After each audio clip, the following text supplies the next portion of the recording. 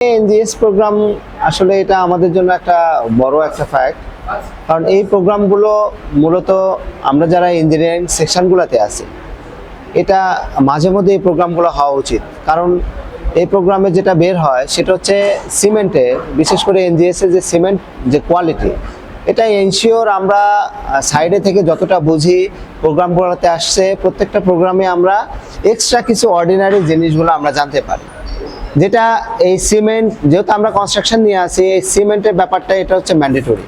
আর এখানে সর্বোচ্চ কোয়ালিটি যেটা সিমেন্ট থেকে আমরা বের করতে পারি, আর এটার জন্য আমাদের এই প্রোগ্রামগুলো খুবই জরুরি। এটা আমরা মনে করি এটা শুধু আমাদের সিভিল ইঞ্জিনিয়ার না, যারা সাইডে কাজ করে তারা সবার জন্যই প্রয়োজন। এই সিমেন্ট যে তাদের কোয়ালিটি সম্পর্কে এটা সম্পূর্ণ জানা খুবই জরুরি। বাজেটের মধ্যে থেকে ভালো নির্মাণ, আসলে বাজেটটা আমরা যদি ইঞ্জিনিয়ারিং থিওরি ব্যবহার করি সেই ক্ষেত্রে প্রত্যেকটা জায়গায় আমরা কোন কোন জায়গাতে কোয়ালিটি ঠিক রেখে সেটা বাজেট কমানো সম্ভব এটা কিন্তু আমরা খুব স্পষ্ট জানি।